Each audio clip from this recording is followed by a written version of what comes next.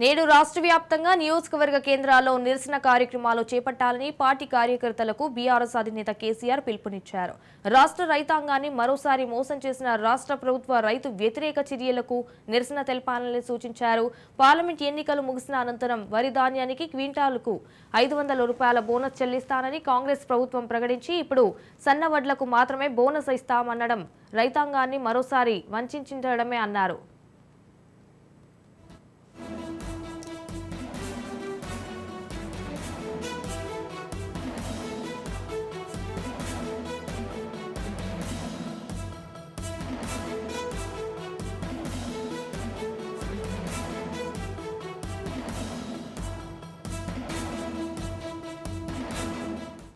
కాంగ్రెస్ సర్కార్ రైతులను మోసం దగా చేయడమేనని కేసీఆర్ ఆగ్రహం వ్యక్తం చేశారు. రాష్ట్రంలో 90% రైతులు దొడ్డు వడ్లనే పంపిస్తారు.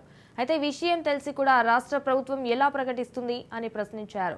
సన్న వడ్లకు మాత్రమే బోనస్ ఇస్తామనడం ద్వారా తెలంగాణ రైతులను కాంగ్రెస్ ప్రభుత్వం మరోసారి వంచిందన్నారు. ఓట్లు డబ్బాల్లో పడంగానే కాంగ్రెస్ వాళ్లకు రైతుల అవసరం తీరిందన్నారు.